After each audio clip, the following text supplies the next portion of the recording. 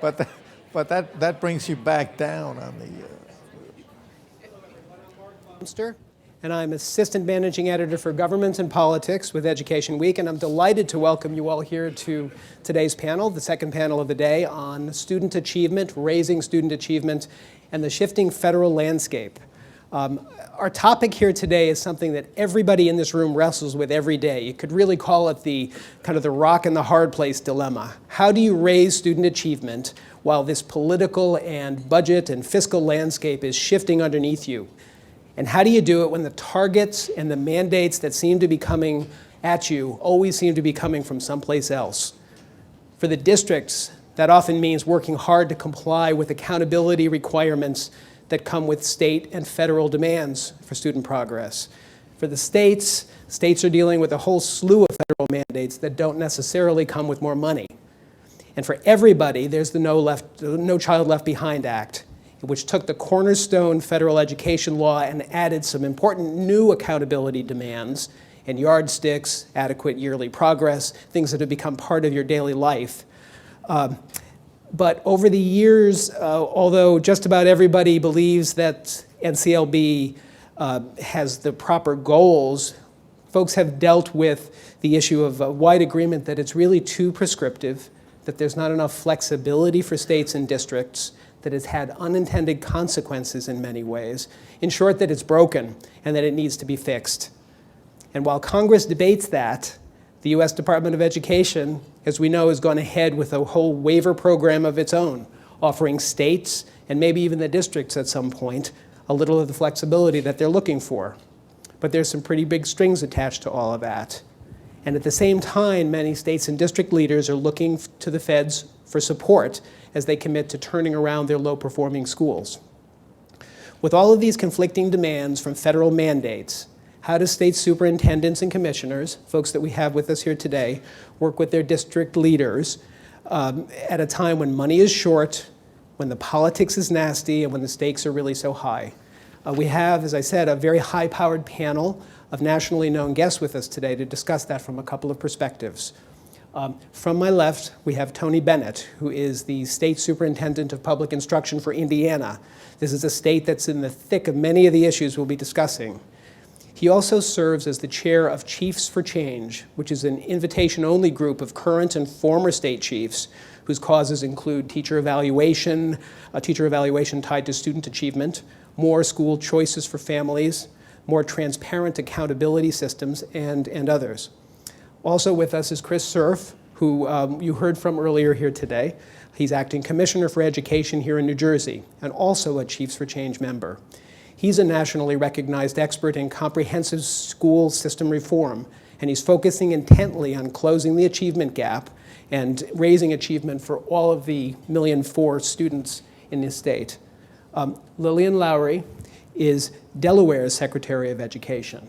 And she is overseeing some dramatic statewide initiatives in her state, which is a Race to the Top recipient, and also is leading technical assistance for the state's districts and its charter schools. And we're also pleased to welcome Dan Domenech, who's Executive Director of the American Association of School Administrators. Dan has more than 36 years of experience in public education, 27 of them as a superintendent, including as the head of the Fairfax County Schools in Virginia, the nation's 12th largest school system. We'd like to make this conversation as interactive as possible. If our panelists say something that prompts a follow-up question, even during the discussion, just raise your hand, and one of our mic runners will try to get these questions answered as we go along. And we'll have plenty of time for more general questions for the panelists during the question and answer session, which is going to start, probably about 30 minutes into the presentation. So with that, I'd like to ask our panelists a couple of questions, and the first of these really touches on politics, since we're discussing this shifting federal-state landscape. We know that with the No Child Left Behind reauthorization stalled, this federal waiver process is really kind of the biggest thing that's happening on the landscape right now. I'd like to start off by asking the state chiefs to address this. How do these waivers from NCLB actually promote student achievement? Well, I think first, take a look at your current gap closure rates as you measure them under No Child Left Behind. If you want to know how they really affect student achievement, I'll give you our gap closure rates in Indiana. Our fastest closure rate under our old method, under NCLB, was the rate at which we will close special ed versus general ed students, and that would happen in about 23 years. Our free and reduced lunch versus our paid lunch is on schedule for about 43 years. Our minority children versus our white children in about 47 years.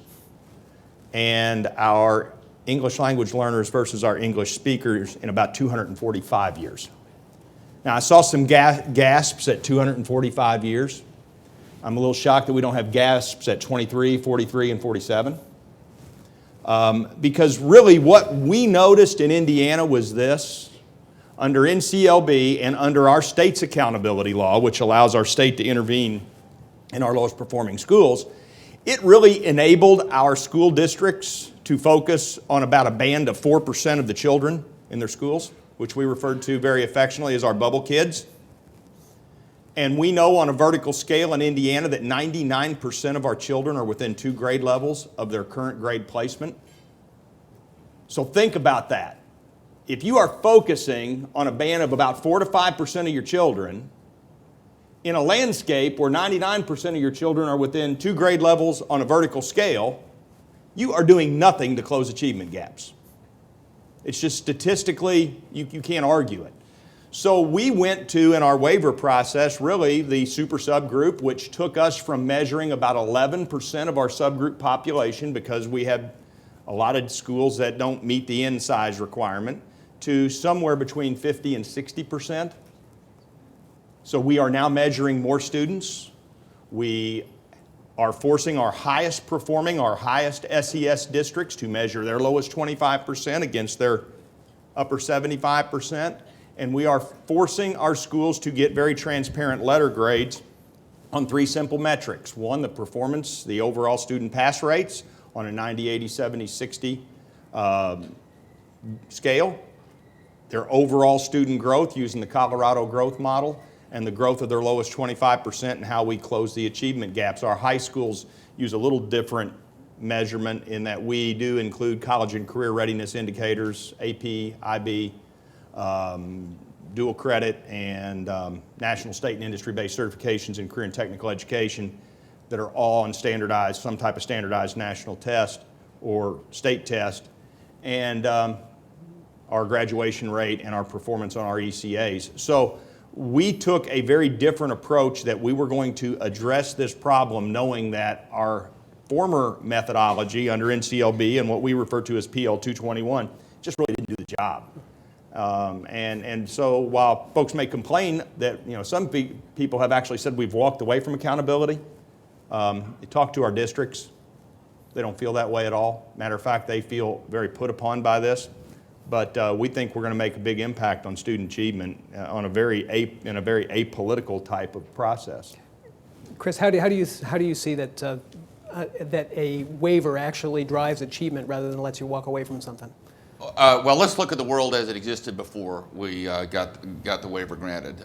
There were 2 non-aligned accountability systems, one state and one federal. The federal, I'm a huge booster of No Child Left Behind, particularly the words No Child Left Behind, because it actually changed what we think of as the goal of public education. It shone a spotlight.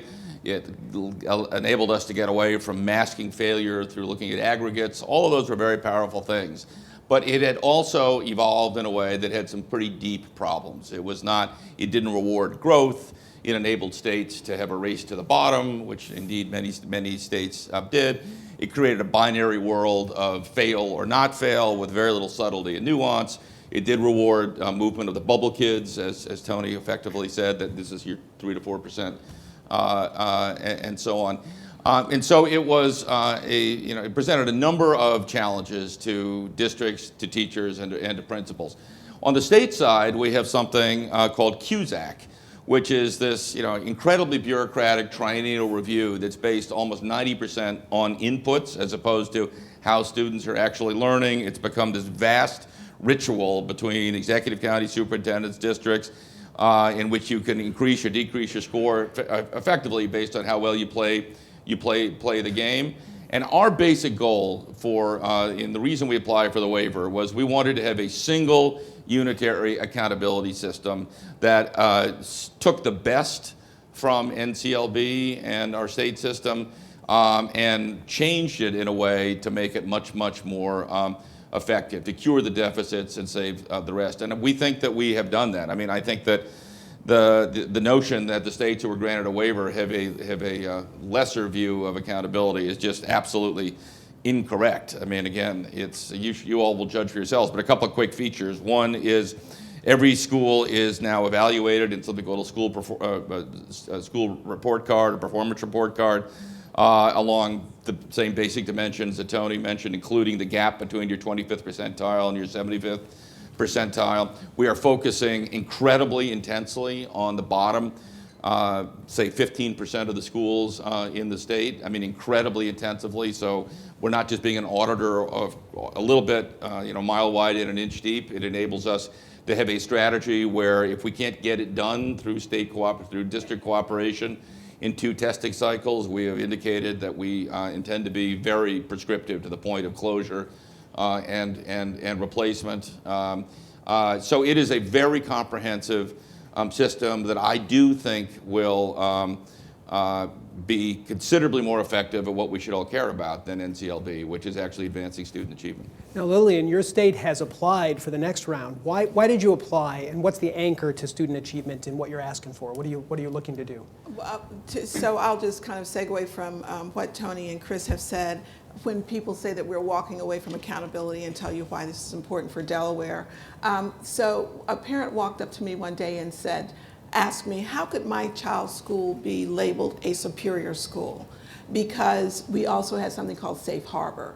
So if 32% of the students in a school were proficient, and the next year 42% were proficient, that school was considered superior. It didn't make common sense to people because less than half the students are proficient. It didn't make sense. So one thing we embrace around the waiver is now we can have a more cogent, transparent conversation with parents that makes sense. So now we're saying these are the subgroups and this is where they're performing and this is how we're going to close that gap over time.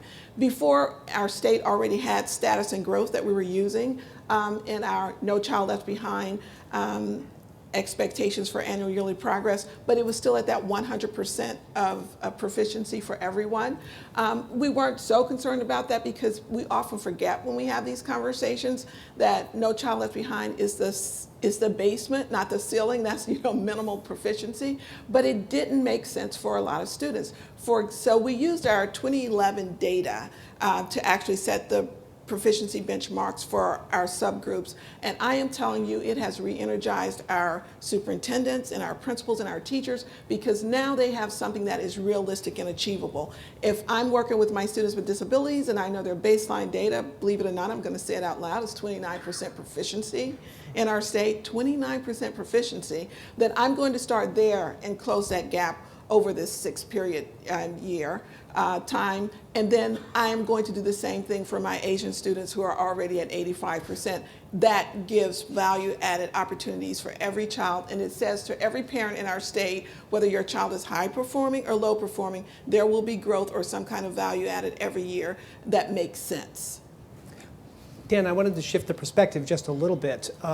These folks are talking obviously from a state level perspective, but there's been some discussion lately. The Education Department has been suggesting that districts individually may be allowed at some point to apply for waivers. In some states, maybe in all states. What is your perspective of this? I mean, under what circumstances should districts be allowed? How would that work? What kind of conflicts might that set up? Well, we have felt strongly right from the get-go that, and we pushed the department and the secretary hard to bring about regulatory relief. Everybody has been acknowledging the faults and problems with No Child Left Behind. Everybody's anxiously awaiting the reauthorization of ESEA. It's not going to happen.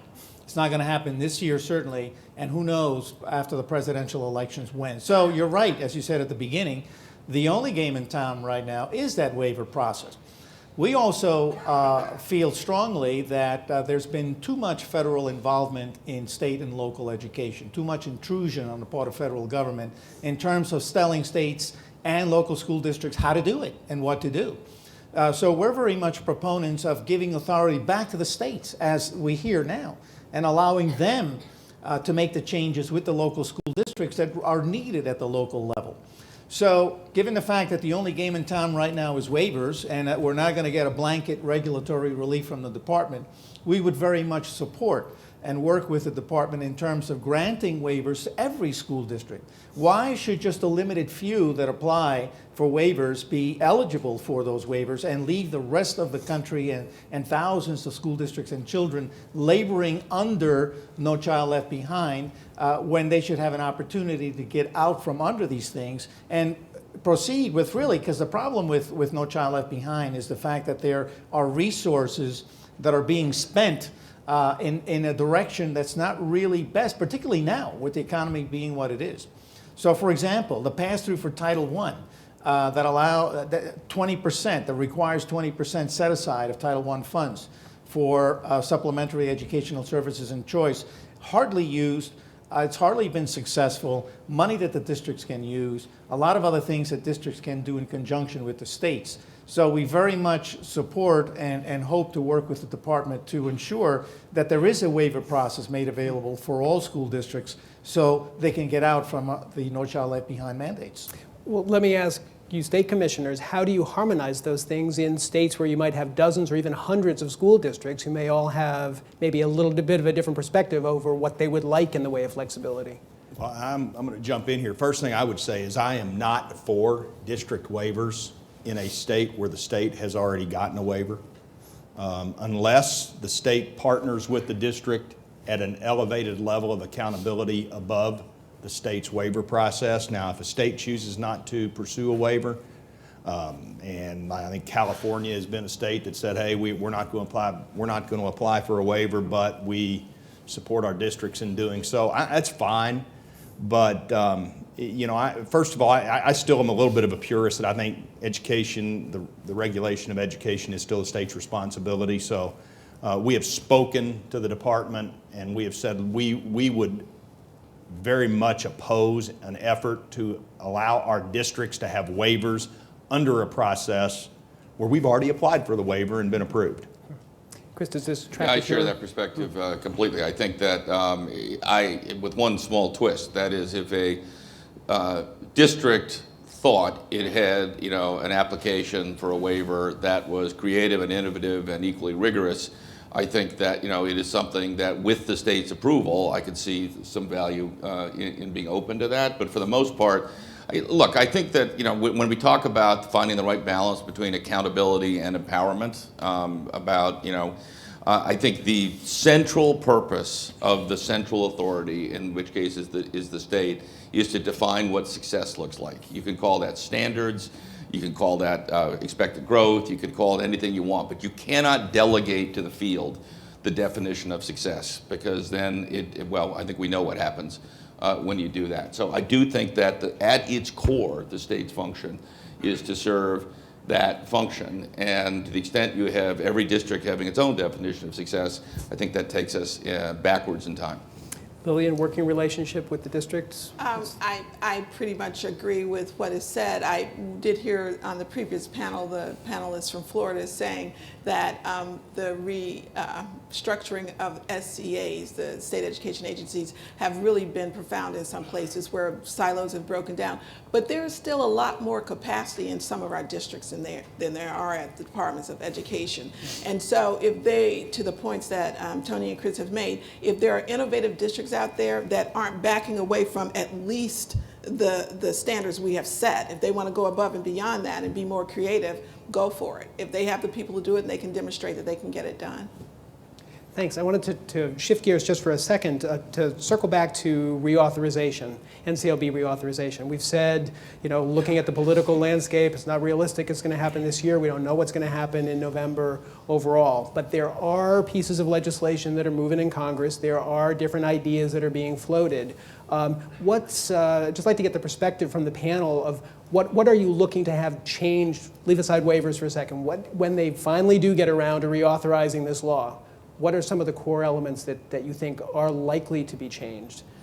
Well, we're seeing right now, for example, if you look at the House bill and the Senate bill, there's almost 70 to 75% agreement on those two bills. There's a lot of things, actually, if not for the political environment, it wouldn't be very difficult for the two houses to get together and come across with a bill. What key takeaways would you Well, think? key things is adequate yearly progress is pretty much history. Everybody agrees that that has to go.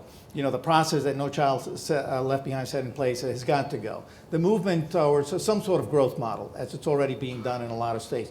Returning to the states, not just the obligation, but really their right to establish the standards and establish the assessment processes that will be used. So these are things that we see that are good. And again, greater flexibility, returning greater flexibility to the states and the local school districts from where things are at today.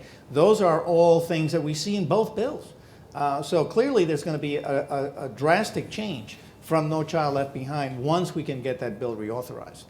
What are you hearing from your representatives? I would just, and Dr. Dominique made the comment earlier, I would love to see the flexibility around the spending stay there and not these kind of artificial, one has to have the choice or one has to have the SES. I think if states and districts can come up with creative ways to spend that money for a longer school day, longer school year, I would definitely think that should be an element to give people more flexibility if in fact we're giving people flexibility. So the reason the bill is frozen, I think we all agree with that, is it's just about as naked politics as you can imagine. That is, the Republican Congress does not want to give a victory to a Democratic president before the election. I mean, I don't think people are very overt about that, but the diagnosis, I mean, the conclusion from that is we are in a world where, as Dan says, waivers are really the only game in town. So I'll give you a view that I think maybe draws from those of my colleagues. I think the real opportunity here is in formula aid, meaning there is we talk about race to the top and about all sorts of innovative things, all of which I think are terrific. But most of this money goes down through this very Byzantine formula with audits attached and restrictions and supplement and not supplant and so on. So I don't think that's a very effective way for the federal government to have an impact on the educational futures of impoverished children, which is the point. Whether it's intended to or not, it creates an incredible bureaucracy and regulatory relationship that quite often misses the point. So I'm probably dreaming here, but I would love to see the money come down with very few strings attached that could then be deployed towards research-based innovations that work. I guess to me, and besides obviously funding flexibility, I think there's a huge gap right now at the federal level and really at the state level in most states. We're really trying very hard to think about this in Indiana. But I worry that what we are developing at the US DOE is a department that thinks it's the largest school district in the United States. And I would ask those of you, and I've asked this question in many audiences who have been here, how many of you have worked with a state agency in your state? Raise your hand. So now keep your hand up if you think the state agency knew what it was doing. So I always say the one thing we know how to do is set a high level of expectations and hold people accountable. And as Lillian said, there's great capacity in a lot of our districts or in consortia of our districts. Get out of their way. Let them figure it out. Set the standard. Set the accountability measurements. Set the accountability procedures, and hold people accountable. That is what will drive reform. Accountability will drive reform. And I think when we get out of telling everyone how to do everything, and that's my biggest fear with reauthorization, is we are going to get back into this mold of trying to tell everyone what to do about everything, teacher effectiveness, everything. I think it's very simple, 2 data points. Does the state have a school accountability metric that is also reflective of its professional educator metric? So in other words, are your school accountability measurements and the outcomes of your teacher effectiveness rubrics at the district level consistent? Do you have A districts? If you do have, or if you have an A school, I think it makes sense you have most of your teachers are effective or above. If you have a chronically performing F school and you're using a growth model, I think it's a pretty hard argument to make that most of your teachers are effective or above. So we should be really connecting dots, and we don't have to be quite so prescriptive about everything. Well, I heard what you said about this idea of the feds being the biggest school district that exists, but just a bit of a philosophical question here.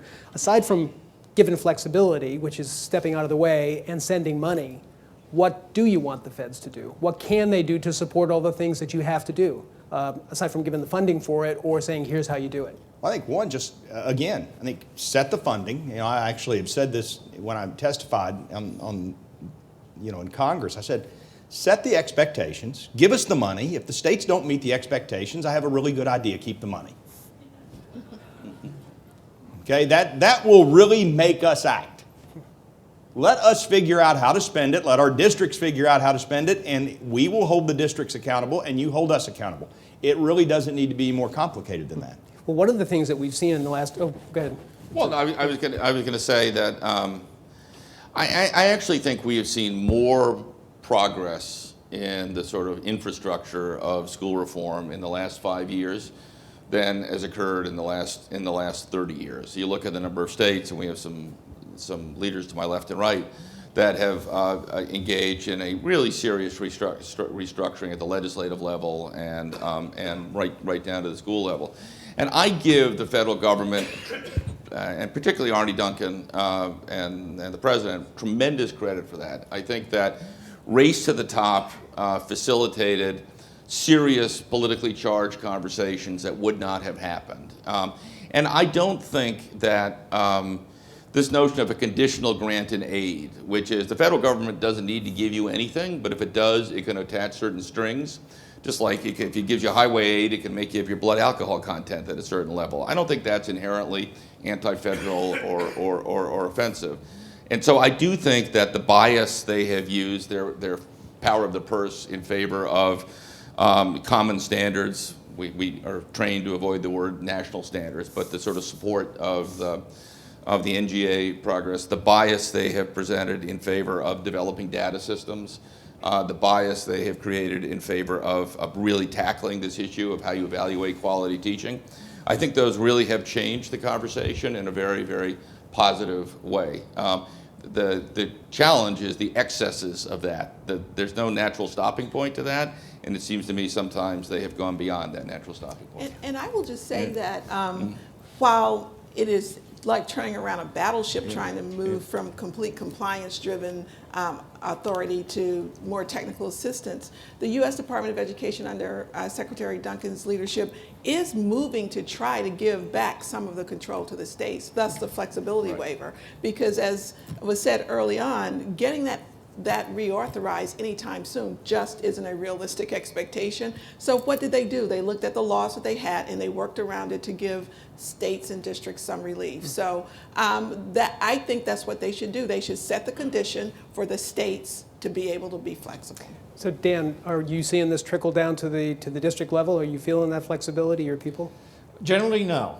And that there's a great deal of frustration because of the lack of flexibility and thus the push for that greater flexibility and to be able to return back to the days of working with the states. The states are the ones that constitutionally have the right to provide an education.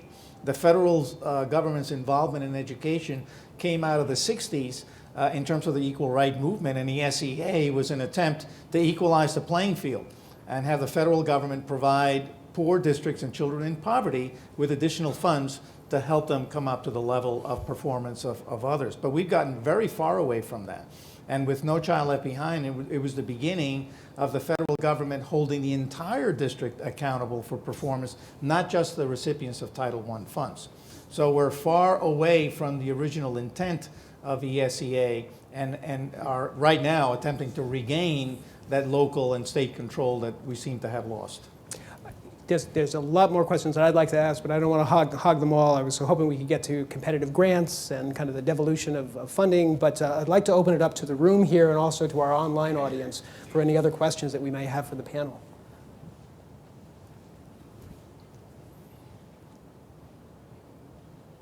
I'm Sue Martin. I'm from Lewiston, Maine. I guess I'd be interested to hear you talk about, you think about the balance of the federal role and the state role in education. What do you do about the fact that, at least right now, there are vastly different definitions of proficiency from state to state? How does that factor in, and whose role is that? Well, 46 states, if I have that right, 46, 47 states now have now adopted the same set of college and career-ready standards. I'm a huge supporter, and my governor is a huge supporter of that movement, which is a little, my governor happens to be a Republican, and so he said, well, that's a little against type, the idea of having a sort of national standard. But this was, again, generated really from the bottom up. It was catalyzed by sort of messaging from the federal government, but this was an independent decision of 46 states, the National Governors Association, and so on. I think it is, a absolute absurdity to have one country and have a different definition of how you add fractions with unlike denominators. And I think the whole notion of the sort of libertarian way out there, gee, we can't tell Utah what to do, is, I think it's crazy. And so I think that the idea that we get to have a sort of common definition of what it means to be proficient and to have lots of states join that is absolutely essential to moving forward as a nation. And once those 46 states kind of get the two consortia, either PARC or Smarter Balance, up and running, and we have a common assessment, we can define it more granularly, if you will. And the bottom line is we're closing, to me, success is closing the achievement gap. That year over year, we make sure that more children are proficient than others, but having that common measure to do that so that we can have kind of common conversations with common language and expectations is an evolutionary process. And I would say, we're a United States of America in everything but education. So that is one area that we definitely need to get to, but it's different to say that it comes from the federal government as opposed to saying it comes from the states themselves. And that's what the Common Core is all about. States working together to develop standards that are common to all of the states and assessment systems. Well, again, like Chris, of course, I am a Republican, and I work with a Republican governor. I'm separately elected, but we very much think alike. And as Governor Daniels always says, Republicans hate national and Democrats hate standards, so we have kind of a disconnect on this issue. But I think, one, the Common Core is good public policy. It's the right thing. I think, like Lillian mentioned, this issue of PARC or Smarter Balance, states coming together, I think the issue of cut score setting in the two consortia, I am waiting to pay to see that discussion happen in each of those two consortia. I think it's going to be great because that really goes to your question. How will 26, 25 states in each consortium, how will they come together and determine a common cut score so that really we are defining success, as Chris says? Which we've all agreed to do, by the way, is have a common cut score. That was one of the conditions for joining. And before we move on, I must also give acknowledgement to my governor, who is a Democrat, who was the co-chair of the Common Core State Standards Movement for the National Governors Association. So some Democrats do like standards. And we're bipartisan, so we're staying out of it. Oh, good. Ashley Berner, the University of Virginia. The last panel touched on this a little bit, but how is the Common Core movement affecting the colleges of education and the preparation of teachers? Are they involved in the conversation in your states?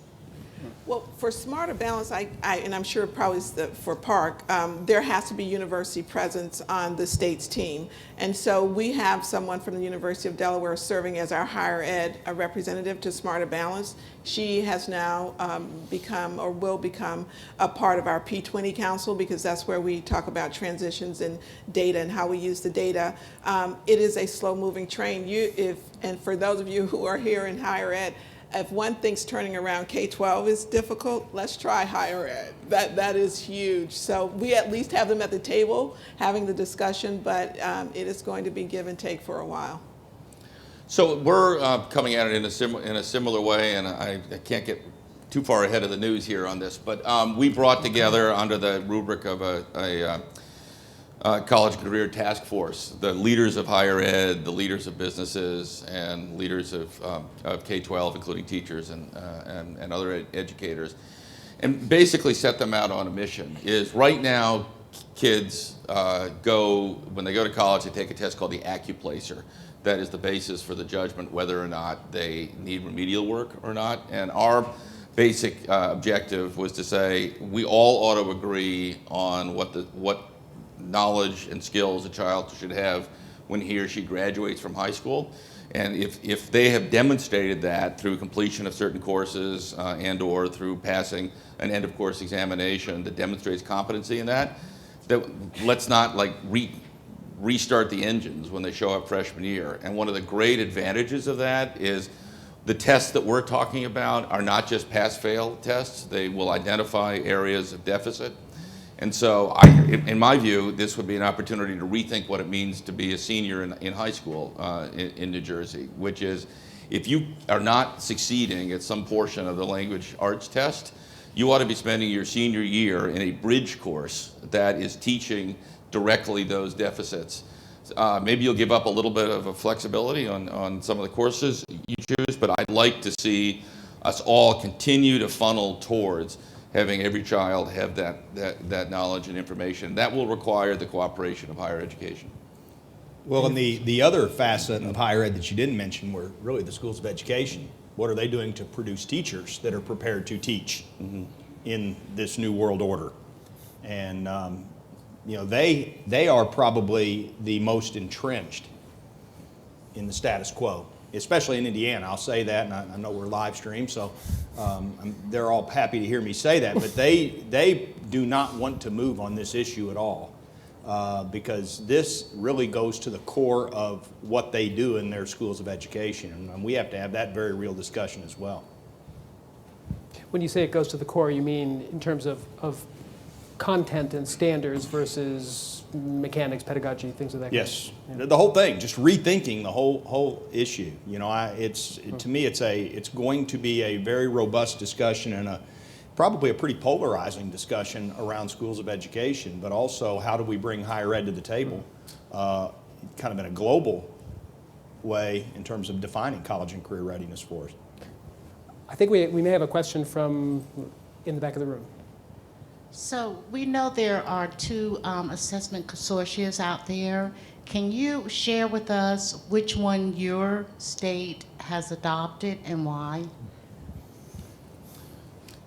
We are in PARC. We're a governing state. We're also one of the executive committee members of PARC. We've been probably at the table at PARC, solely with PARC since day one. And the biggest reason is, one, it meets our accountability issues.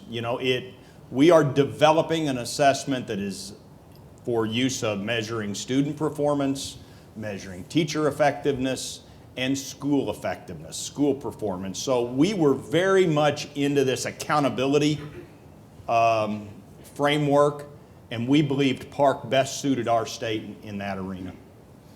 We're also in PARC. We straddled for a while, but now we sort of put our chips down on PARC and are also on the governing board for many of the same reasons that Tony lays out. We were one of the last 4 states to make a decision. We wanted to stay in both camps as long as we could. But we smarter balance is where we landed, and the reason we landed there is because the year before the consortia were started, our state adopted a new adaptive assessment. We have an assessment for our children. It is now both a formative summative assessment. The beginning of the school year, our students are assessed, and we can determine what performance level on which they are performing. And then we assess again in the middle of the school year so we can track growth and intervene appropriately. And then at the end of the year, the summative is a 2-test opportunity. So some of our schools now are in the process of giving the first summative. So if the students don't do well, they can do intervening instruction. and then have them assess again. And the reason we did that first is because originally Park was talking about through testing, and I've kind of not kept up with it since we finally made a decision, and we needed adaptive. Our teachers said we'll buy student growth being a determiner of our effectiveness if it's about the kid that I can control in that school year, that time. So we went for a pre and post as opposed to through testing.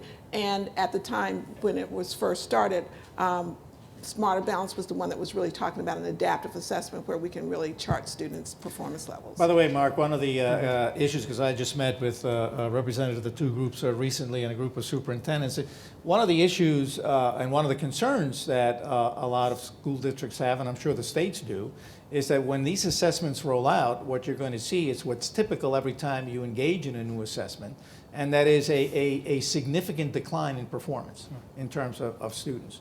And one of the things that everybody is looking at in terms of education is how to talk about this to the public in general, so that drop in performance isn't reflective of what's happening, but really a concern with the fact that now we're looking at a new system of assessment and establishing new benchmarks. What are you finding, if I could just follow up for a second, what are you finding from the states about their levels of preparation with that? How to deal with kind of the political blowback that you may see if scores all drop at the same time? We had something similar this year. I think Delaware is the only state that gives in-school day testing of SAT. We use some of our Race to the Top money to pay for all juniors to take the SAT, and so we had to do that kind of campaign and messaging around SAT scores for the state will drop because now we have students who historically haven't taken SAT taking SAT, and we got a lot of pushback from a lot of constituents, both in schools and outside of external to schools, but it's been a great opportunity. The scores actually came out and weren't as bad as we had anticipated. So we're going to see the same thing, by the way, very soon with graduation rates as we all start to count in the federally mandated and I think correct way. You're going to see a lot of movement and a lot of high scores will become a little. So we're about to have a test case on that. I think the basic strategy around this is, first of all, to strap on your seatbelts because this is going to feel pretty seismic. But second, I think that parents and children have a genuine reliance interest on knowing exactly what is expected of them. So the way we think about it is we need to tell people, if you were in the 5th grade today, this is what you should expect in every ensuing years and what it will mean by the time you get to the 12th grade. And for each grade like that, and to have this sort of full roll-in of these highly consequential, dramatic shifts be many years out, but to let people know now what tests they're going to be taking and what the consequences will be. Really, our districts have just done a wonderful job talking about this in their communities. I mean, we have been very pleased. One of our principals shared last week that, this at our education roundtable, that this is a focus of discussion in their community, that the expectations, the performance for children the expectation for performance is going up. And that may mean a decline, and it will mean a difference in the way our children are taught. And those are all things that must happen at the local level, driven by superintendents, principals, and teachers at the local level. So we are very much engaging in this grassroots discussion about what will change with Common Core, what will change with a new assessment system, and what will change with performance expectations. I would like to thank all of our panelists. We've run out of time for questions. I'd like to thank all of our panelists for this discussion. It's a really interesting discussion. We've opened up an awful lot of different avenues. And for those who are still going to be here, please feel free to touch base with the panelists. Thank you so much for your participation. Thank you. Thank you. Thank you. Thank you.